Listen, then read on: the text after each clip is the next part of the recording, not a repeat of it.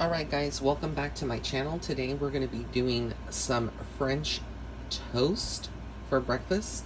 And for this recipe you're going to need a 1/4 cup of flour, which I have here. You're going to need 1 teaspoon of cinnamon, a 1/4 cup of granulated sugar, 1 teaspoon of vanilla extract, and 2/3 cups milk, and of course you're going to need your bread. So what I'm going to do is I'm going to start putting all the ingredients in the bowl, and then I'm going to stir that up, and then I will be back. So as soon as I put all that in, you will see of milk, and this is the 2/3 cup of milk, and we're just going to throw it into the bowl. All right. Here's the teaspoon of cinnamon. Here's the teaspoon of vanilla. I use Adam's extract. I like Adam's best. It's this little fellow here. To me, it's one of the best ones. But you can use whichever you want for this recipe. Also, the recipe does call for salt. You can add like a half a teaspoon or a pinch of salt. I don't use salt. I don't like salt. It's not good for you. Unless you're like suffering from low blood pressure, which most people aren't, but the majority of people just, you know, will add it because it gives it a little bit more of a, balances out the flavors. But I don't like to add salt, so I'm not going to do that. And now I'm going to add in the 1/4 cup of granulated sugar. Now, since I'm no longer diabetic, I'm going to use regular white sugar, but if you are diabetic, there is this packet. Let me show it to you. 1 second. I don't have it right here. Let me see. Where is it? Oh, it's right here.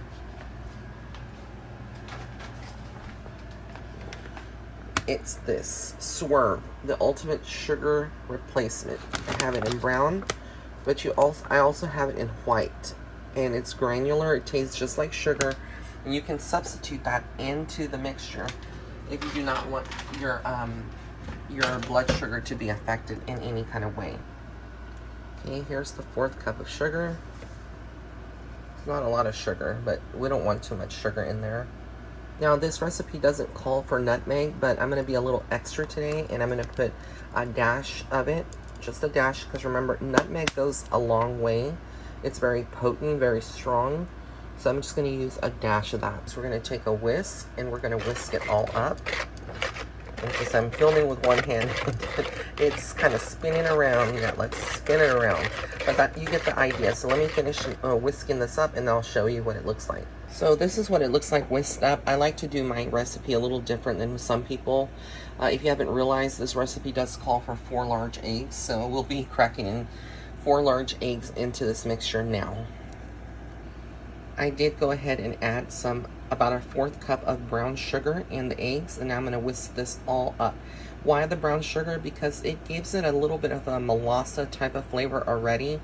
You know how brown sugar can be. I use the light brown sugar, so you can use dark or light brown sugar. And again, this is just my recipe. Alright, so I have it all mixed up. This is the final product. Now what I'm going to do is I'm going to get four slices of bread, and I'm going to dip them individually, and then I'm going to put them on a cast iron type of griddle pan. Let me show you.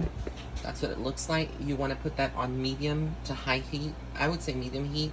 You will need a spatula, and what you're going to do, you'll see when I dip the bread in, then it's going to go on top of this griddle, and we're going to kind of toast the edges.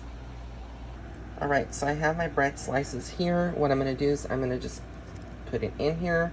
You're going to submerge it. Some people don't like to get it too soaked. You're going to kind of take it. It's going to be kind of hard to do this, but basically I'm going to put this on the griddle. You'll see in just a second. So I have it here on the griddle, and we're just going to kind of move it around and flip it so it doesn't burn entirely. We'll see how it comes out, but so far one side seems like it's almost done. Alright guys, so this is what it looks like.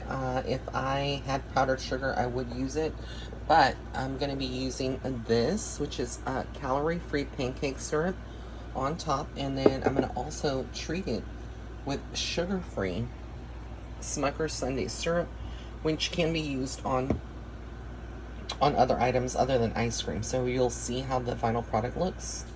Alright guys, and this is what it looks like. Get a close-up of that. Homemade French toast. Are you hungry?